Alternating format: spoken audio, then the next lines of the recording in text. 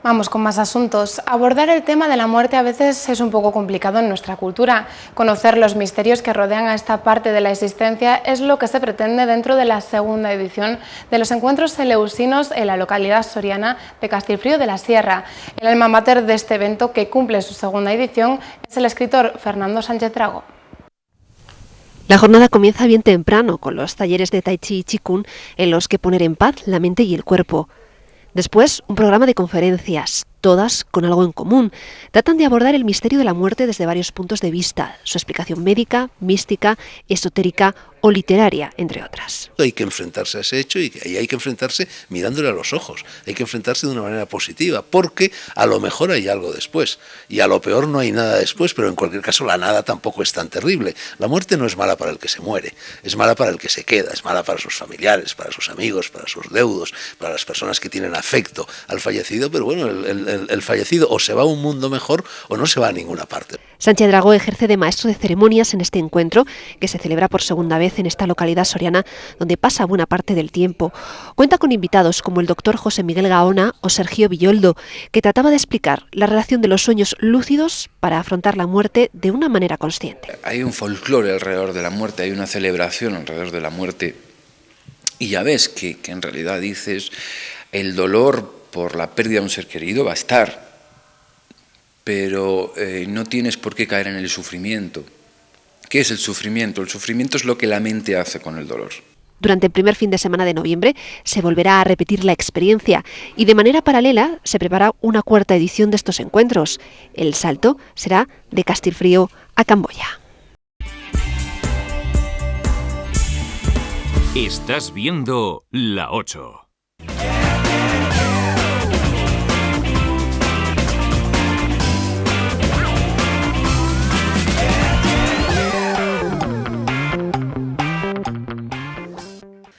Día otoñal en Castilfrío para abordar el tema de la muerte en los segundos encuentros eleusinos que se celebran en la localidad. Nuestra primera parada, una sesión de Tai Chi para ponernos un poco en consonancia de todas las conferencias que se van a celebrar a lo largo del fin de semana.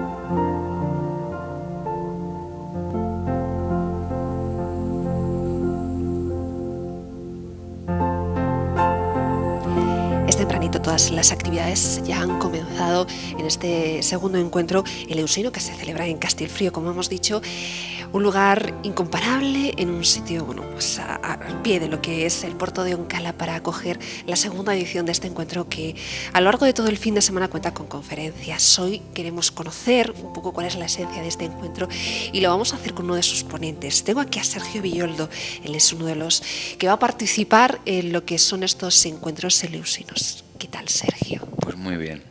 Bueno, el entorno inmejorable, yo creo. Es perfecto, la verdad. El entorno es un lugar que nos lleva al recogimiento y para tratar este tipo de temas pues es bastante apropiado. Vamos a explicarles a todos nuestros espectadores un poco qué consiste, qué es un encuentro eleusino, cuál es un poco la esencia, qué es lo que se pretende. Vamos a ponerles en situación para que ellos puedan comprender el porqué de lo que es este encuentro. Bueno, es algo que Sánchez Dragó ha iniciado, que lleva muchos años ya, pues transmitiendo por medio de numerosas tradiciones y sabidurías, pues llegar un poquito a la esencia del misterio de existir, de ser, ¿no? Temas que por lo general en la vida cotidiana no se suelen tratar demasiado, pero que es bueno mirar un poquito hacia adentro, ¿no? Este año, por ejemplo, trata sobre la muerte, que es un tema que a todos nos concierne, obviamente, ¿vale? Y que culturalmente hemos aprendido a a mirarla desde los ojos del temor y de la negación, y es un error porque es lo único seguro que tenemos, ¿no? Entonces es una buena oportunidad de ver este tema desde distintos puntos de vista y quizá aprender a perderle un poquito el miedo a la muerte, y si pierdes el miedo a la muerte seguro que pierdes el miedo a la vida. Eso nos podía aportar cierta tranquilidad, como bien dices, a disfrutar un poco. Desde luego que perder el miedo a la muerte te lleva a una plenitud mayor existencial, ¿no? De vivir, y sobre todo aprender a convivir con el misterio y con la incertidumbre de lo desconocido, que es lo único seguro que hay, ¿no? Y si no aprendemos a danzar con lo desconocido, pues mal asunto. Forma parte de lo que es nuestra cultura ese temor. No sucede en otras culturas donde sí lo tienen más asimilado y es algo con lo que afrontan con menos temor, ¿verdad? Sí, la verdad es que en nuestra cultura le hemos metido un morbo un poco absurdo desde mi punto de vista, ¿no? Y una negación y un tabú que es poco sano, ¿no? Creo que hay que aprender a correr el velo y aprender a reinterpretar incluso ciertas escrituras, ciertos textos sagrados que se han interpretado de una forma un poco dudosa, ¿no? Que sobre todo lo que tratamos es de alcanzar cierta plenitud en la vida, cierta tranquilidad y sobre todo cierta aceptación de lo que hay y de lo que es, ¿no? Y nuestra cultura, la verdad, se ha desviado bastante de esto. En este caso, Sergio nos va a hablar cómo despertar del sueño de la muerte, que es un poco lo que has preparado o que es lo que toda la gente que asiste a este encuentro va a poder escuchar de ti. Sí, bueno, el sueño de la muerte es realmente lo que vivimos hoy, ¿no? Una vida exenta de lucidez. No sabemos quién somos, de dónde venimos, a dónde vamos. A lo largo de los sueños nocturnos pasa igual.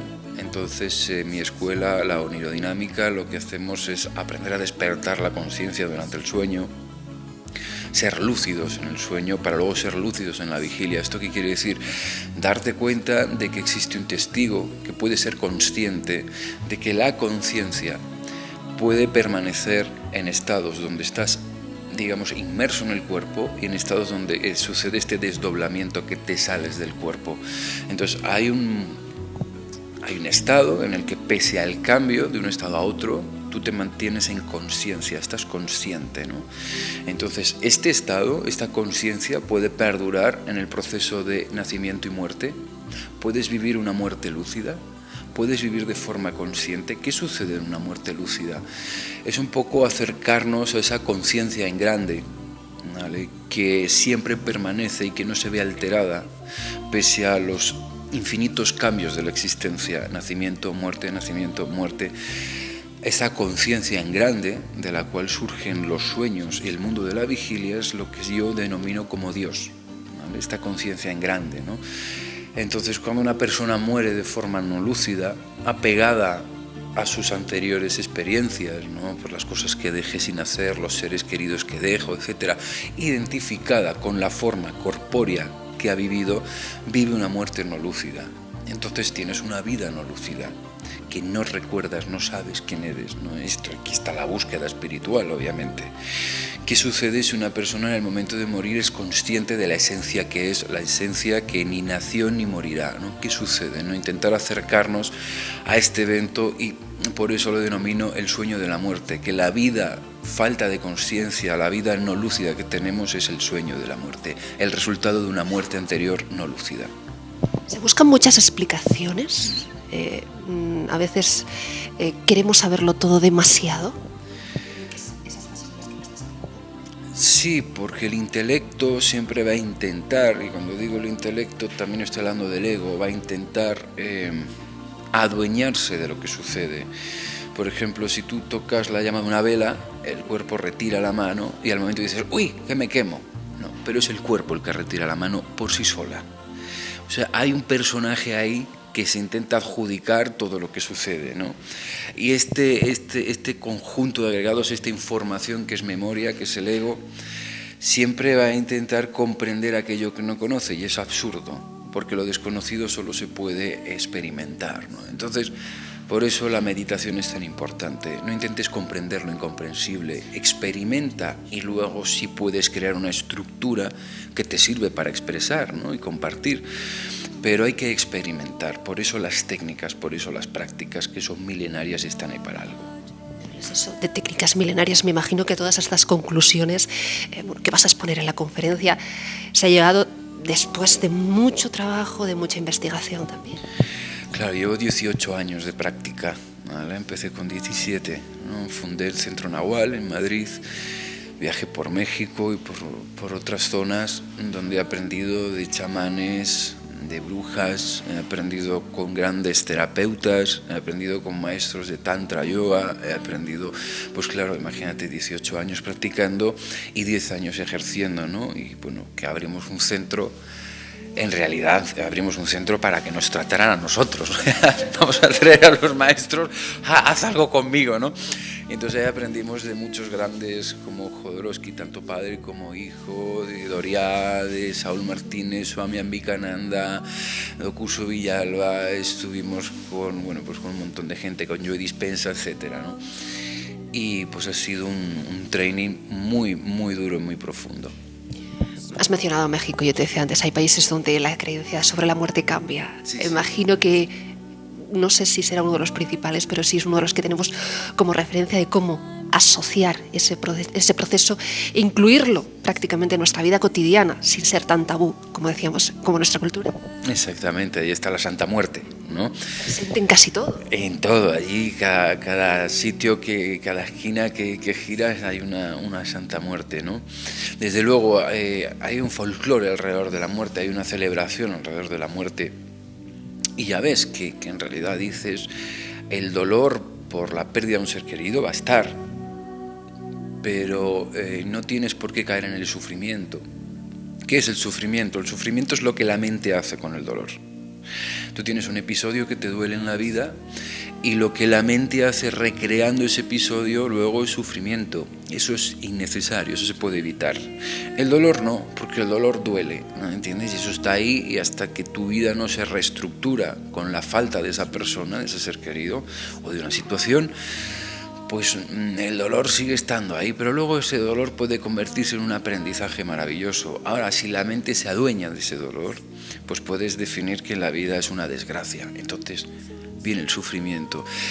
Es un gran proceso terapéutico observar la muerte como un evento de celebración donde esa persona vuelve a la esencia a la que todos volveremos algún día, ¿no? Y ya ves que es algo cultural, es algo puramente cultural, es un folclore, o sea que en realidad puede ser místico hasta donde tú quieras, pero estamos hablando de algo cultural y ese concepto cultural puede ahorrar muchísimo sufrimiento a la gente. De todo lo que estamos hablando, no sé, me ocurre que quizá, a pesar de ser nuestra cultura como es y como nos has explicado, sí que, por ejemplo, se ha adaptado de alguna manera a otras ciencias, la cinematográfica, donde todos hemos visto que se nos explica que parece que todas esas películas de misterio, esas películas en las que aparece la muerte, se trata de una manera, a lo mejor eso, de manera ilusionante, como es el cine, como es el séptimo arte, pero que tiene, como tú dices, esa base de verdad, esa base de estudio, de realidad, y que no solo se trata de una mera interpretación en una pantalla, sino que tiene su base científica consolidada. Sí, desde luego, quizá en el cine, y vemos ahí pues películas que lo tratan de una forma más dramática, más profunda, ¿no? Hay una película que se llama Las invasiones bárbaras, donde pues se trata de una forma muy humana, pero luego de repente te vas a tantísimas otras películas que ya te aparece el típico zombie y el miedo absurdo. Eso es muy infantil, muy inmaduro. Obviamente lo que podríamos definir como el bajo astral existe, ¿no? Que son áreas donde entramos en profundidades de la psique humana y donde aparecen todos nuestros miedos y temores relacionados con las emociones más densas, ¿no? Son manifestaciones de la mente, nada más, ¿no? Que en realidad todo eso se puede ir depurando, ir puliendo por medio de prácticas de actualización de la memoria, como puede ser el rebirthing, como puede ser la recapitulación o incluso el hatha yoga, ¿no? Actualizar la memoria para liberarnos de esos componentes oscuros, porque en realidad lo que estamos hablando es de energía. que se transforma, ¿no? Y hay ciertas experiencias donde ves que en realidad la persona que muere, muere su forma, muere el contexto, pero la esencia jamás muere, porque en realidad ni nacemos ni morimos, en esencia siempre somos, porque lo que es Dios, ni nace ni muere. Entonces, desde ese punto de vista, mira, el miedo se te cae de un plumazo. ¿Vale? Entonces, sí es verdad que en el cine hay un componente muy infantil, ¿vale? De qué miedo a la muerte, ¿no? Que dice, bueno, a ver si te dan un sustito con las palomitas, vale, pero en realidad confunde mucho a la gente. Pues han escuchado todos ustedes que son muy interesantes estos encuentros eleusinos, que hay tiempo para escucharlo al menos, y que espero que disfruten, sobre todo todos los asistentes a lo que es este encuentro, y que tenga una tercera edición para seguir hablándoles un poco, bueno, pues no sé si será del mismo tema, de algún otro, pero para seguir encontrando en este lugar, o encontrándonos más en este lugar a nosotros mismos. Bueno, Mario, te dejamos porque estás a punto de empezar tu conferencia. Ha sido un placer y un gusto escucharte, de verdad. Igualmente, muchas gracias. Bueno, y a ver si nos vemos en un futuro. Como bien decías, tienes ese gabinete en Madrid. Sí, ahí en Madrid trabajo en el Centro Nahual y luego tengo una web que es www.onirodinamica.com, que es la escuela que he fundado, pues para también acercar a otras partes de España este trabajo que hago, así que nos veremos por aquí y por allá. Vale. Muchísimas gracias. A vosotros.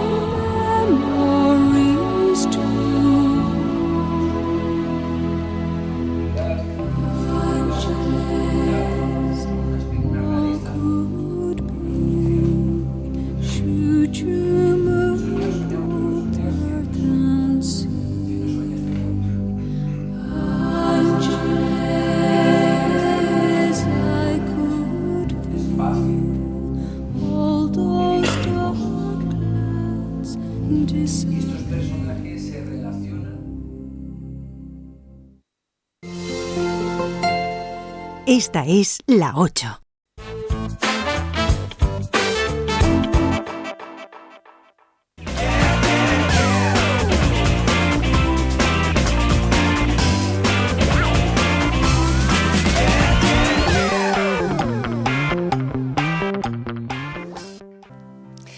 Decíamos que Castilfrío hoy nos recibía con un día otoñal y así ha sido. Lo habían anunciado, lo habían dicho, pero disfrutar de este lugar es bonito en todos los momentos del año.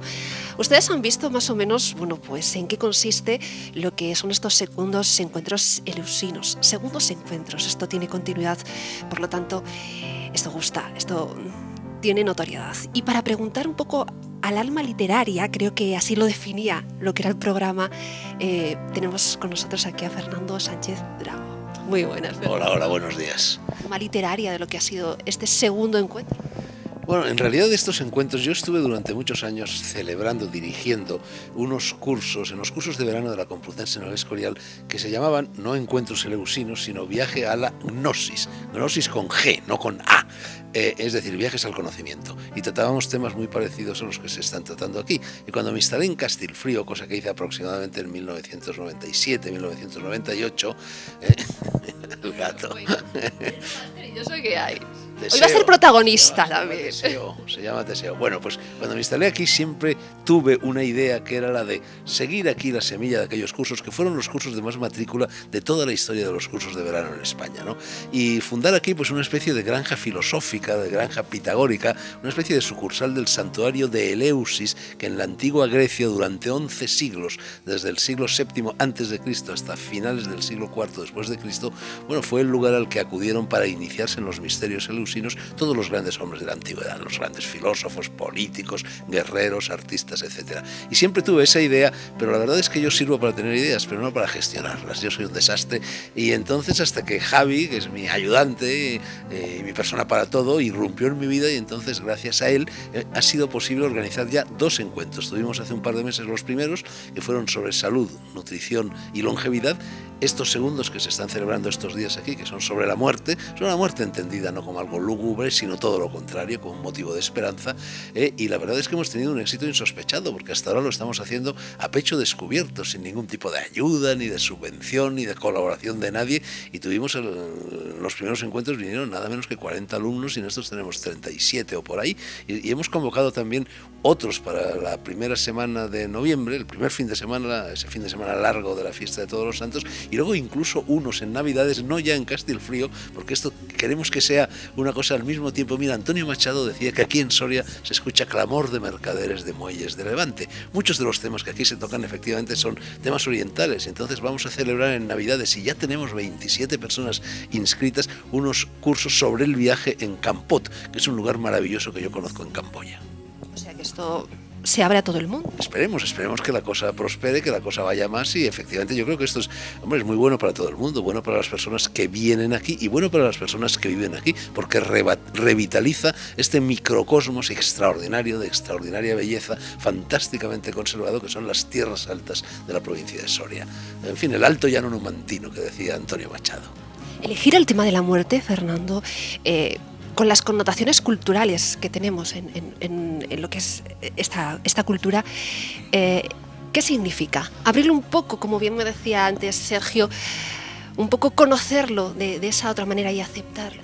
Mira, quien no se hace amigo de la muerte es un estúpido, con perdón de esta palabra, porque la muerte es la única certeza que hay en la vida desde el momento en que nacemos. La única certeza que existe en el universo es la certeza de que vamos a morir. Por lo tanto, hay que enfrentarse a ese hecho, y hay que enfrentarse mirándole a los ojos. Hay que enfrentarse de una manera positiva, porque a lo mejor hay algo después, y a lo peor no hay nada después, pero en cualquier caso la nada tampoco es tan terrible. La muerte no es mala para el que se muere, es mala para el que se queda, es mala para sus familiares, para sus amigos, para sus deudos, para las personas que tienen afecto al fallecido, pero bueno, el fallecido o se va a un mundo mejor o no se va a ninguna parte, o sea que no es mala para él. Por otra parte, la muerte es... el hombre cuando nace emprende un viaje. La primera estación de ese viaje es el nacimiento. La última estación, o no, a lo mejor no es la última de ese viaje, es la muerte. Y son cosas muy parecidas. Entonces fíjate que en estas experiencias de vida después de la vida existen ya centenares de miles de experiencias clínicas, científicas, no mágicas, recogidas en universidades, recogidas en hospitales, recogidas en centros de estudio, sobre esas experiencias del túnel, de la luz al final del túnel, de los seres de luz que nos reciben, de la revisión de la vida. En fin, todas estas cosas, son muy parecidas a lo que sucede en el momento del nacimiento. En el momento del nacimiento, el niño que nace, que está en el útero de su madre, nace a través de un túnel y ve una luz al fondo, y ahí le está esperando un ser de luz, un ser amable, que puede ser un médico, que puede ser una enfermera, que puede ser una comadrona, que puede ser la madre, que puede ser el padre, como me ha sucedido a mí con este último hijo que he tenido hace un año, ¿no? Y en el momento de morir, pues es lo contrario. Es decir, nacer es una explosión a un mundo abierto, a un mundo tangible, a un mundo fenomenológico, y morir es una implosión hacia un mundo que no sabemos cuál es, pero que probablemente existe. Entonces, tú fíjate que de todos esos cursos de la Escorial que yo he mencionado antes, el que más éxito tuvo fue precisamente uno que dedicamos a la muerte. Tuvimos 3.000 peticiones de matrícula, cosa verdaderamente insospechada en un curso de verano. Naturalmente no teníamos aforo para recibir a 3.000 personas, admitimos únicamente a 300, y aún así tuvimos que pedir la ayuda de los monjes agustinos del monasterio del Escorial para que nos cedieran una de las salas capitulares para poder allí, celebrar las ponencias, las conferencias, las charlas, los talleres y demás.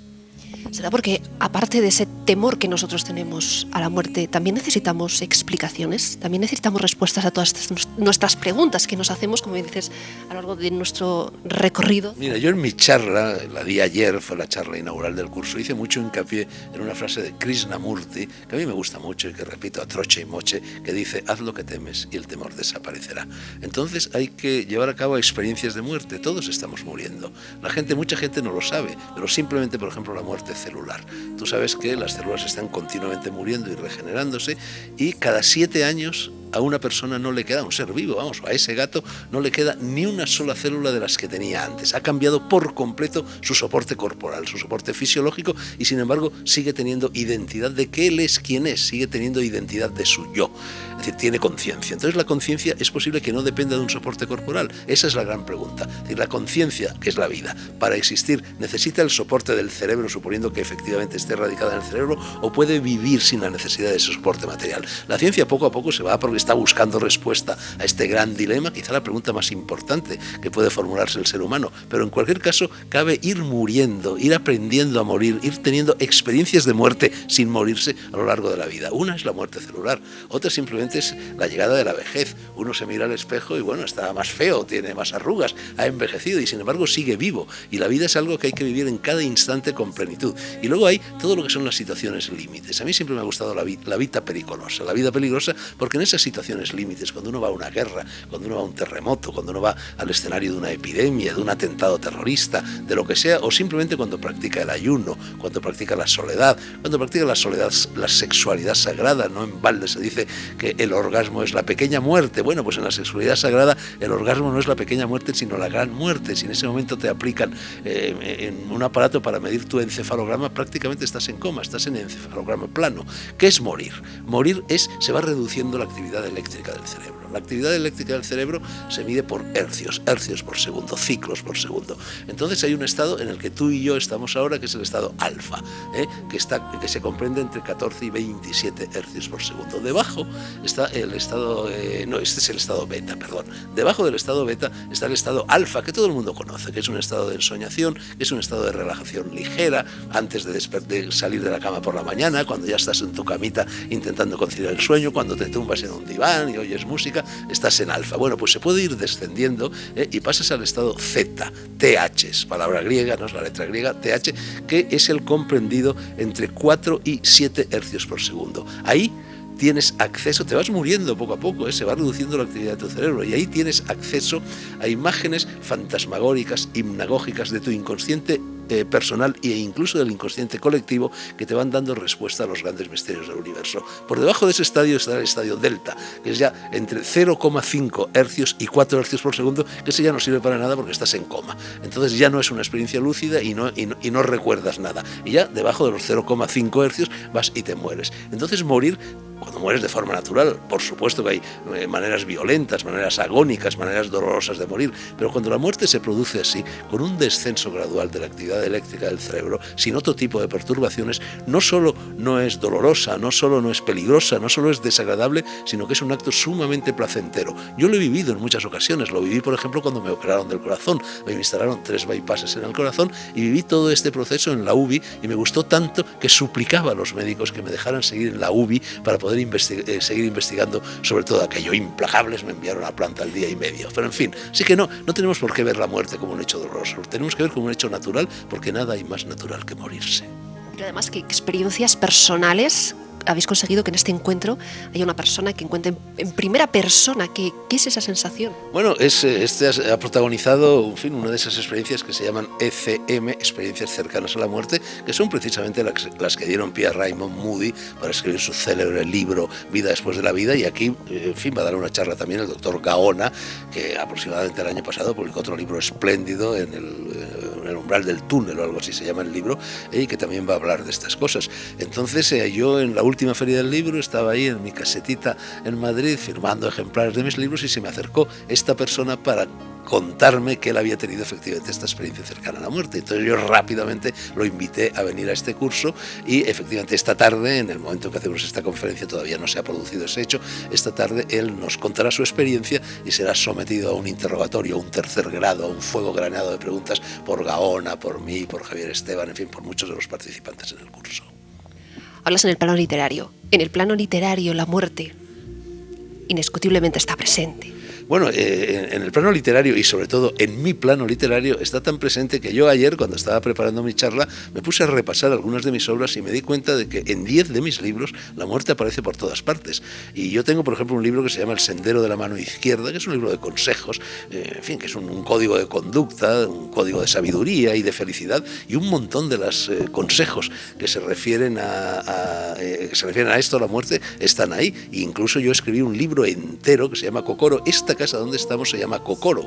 Habrás visto que ahí a la entrada, escrito en japonés, esa palabra Kokoro, que significa en japonés corazón. No corazón en el sentido de víscera fisiológica, sino, en fin, en su dimensión emocional, en su dimensión sentimental, ¿no? Y yo escribí entonces, después de esta operación de corazón a la que ya me he referido, un libro entero, que es un diálogo conmigo mismo, un diálogo con mi ángel de la guarda, que se llamaba Kokoro a vida o muerte, ¿no? Así que, bueno, efectivamente, la muerte siempre ha tenido una enorme dimensión literaria. Yo ayer descubrí, yo tengo todo un sector, verás que esto está lleno de libros por todas partes, tengo 100.000 libros, y recordé que tengo un sector de la biblioteca que está enteramente dedicado a libros sobre la muerte, y allí pesqué un libro de Juan Ramón Jiménez que se llama La muerte y que contiene 119 poemas dedicados por Juan Ramón Jiménez a la muerte. Precisamente en mi charla de ayer leí algunos de estos poemas y, por supuesto, cité lo que es seguramente la frase más hermosa que jamás se haya escrito sobre la muerte, que es de Juan Ramón Jiménez y que dice: y yo me iré y se quedarán los pájaros cantando, y añado yo, y ese gato jugando.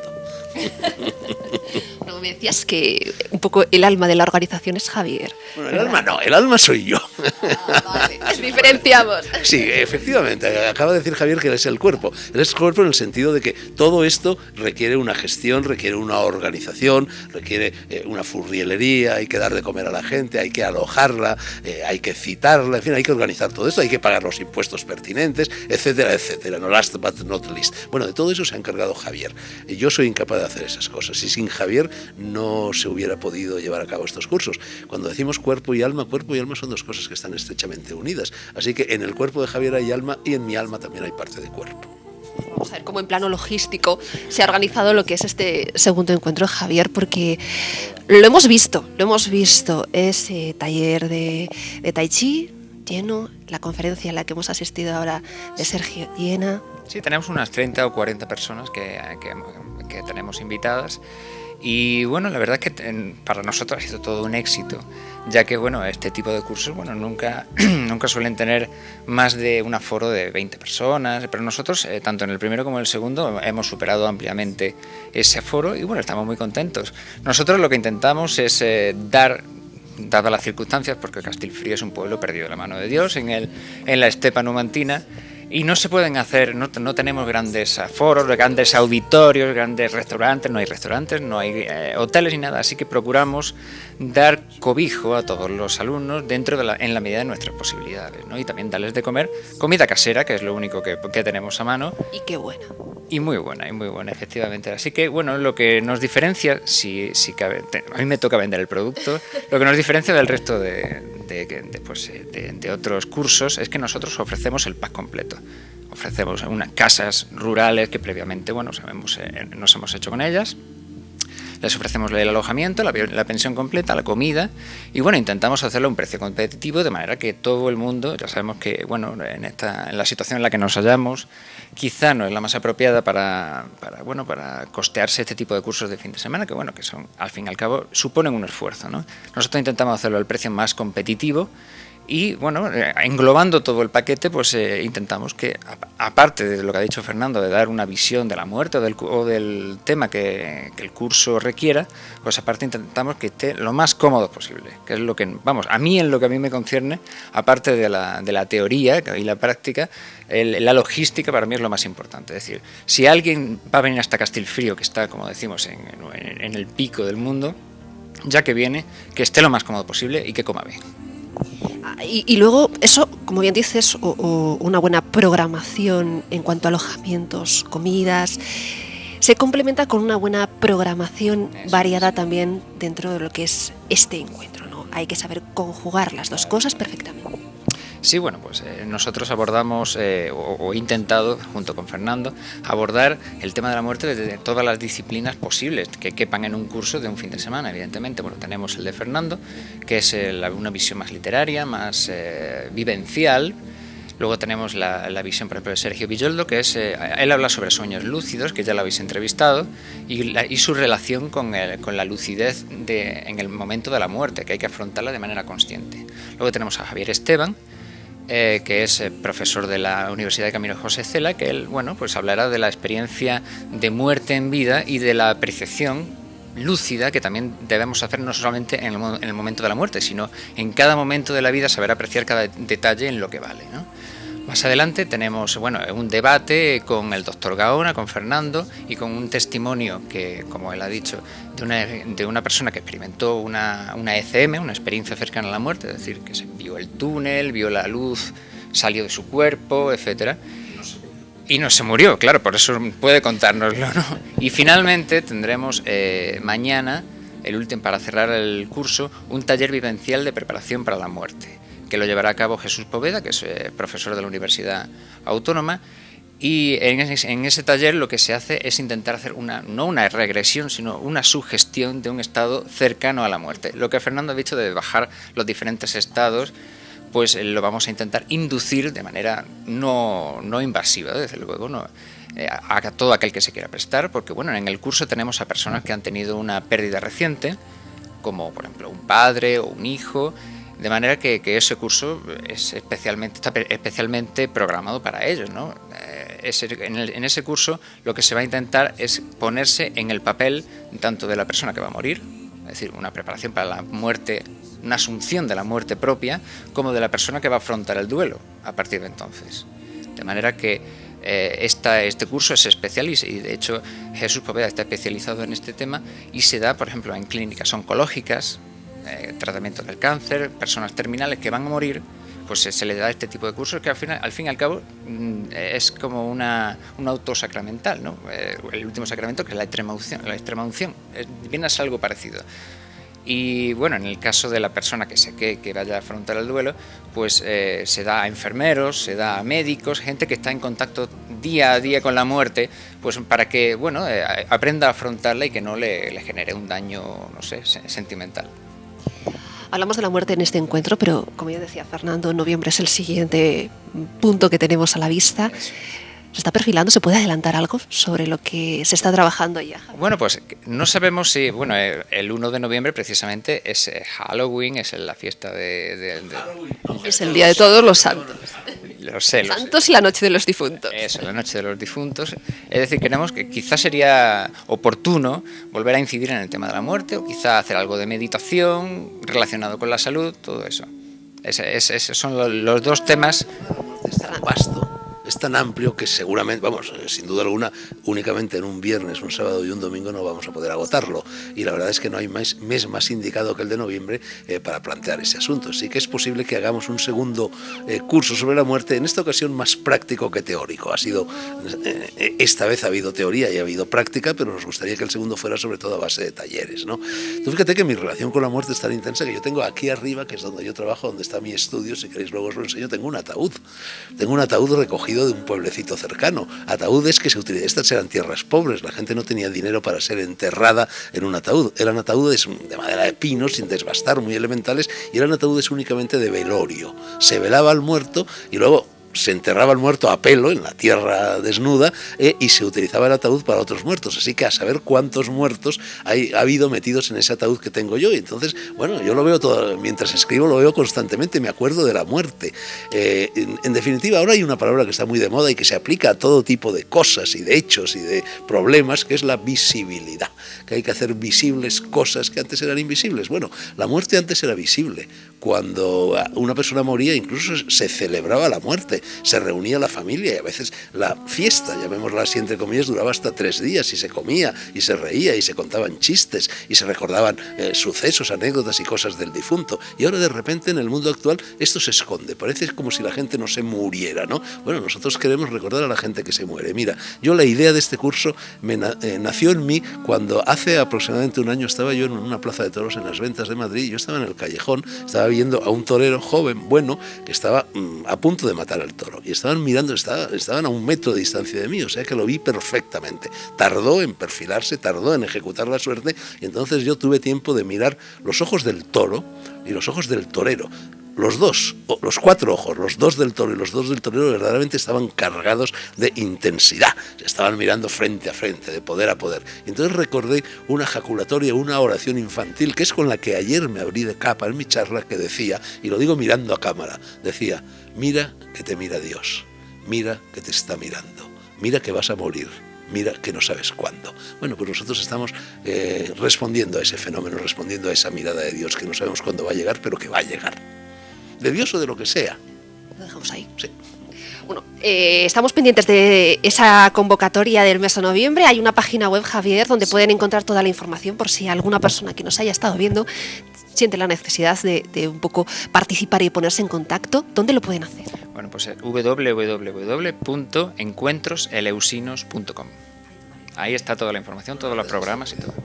Todo el mundo se ha enterado de que existen estos encuentros eleusinos. Yo también cuelgo el cartel que los anuncia en mi blog del mundo.es, que se llama Dragolandia, e incluso a partir de la próxima semana empieza una sección en el programa nocturno de Radio Nacional de España que dirige La Noche en Vela, se llama, que dirige Pilar Tavares, y ahí hay una sección que se llama Encuentros Eleusinos, que va a consistir en una conversación mía con la directora del programa, la presentadora, con Pilar, acerca de estos temas.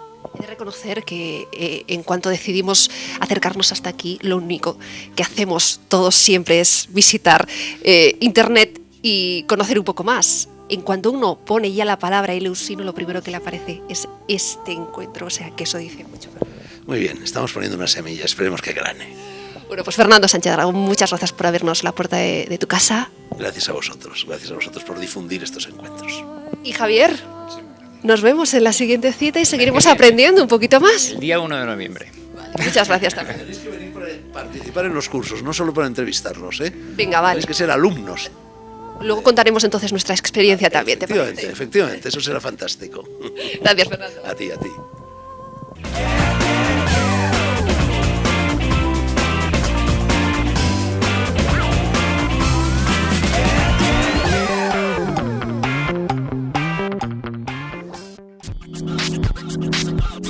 Estás viendo La 8.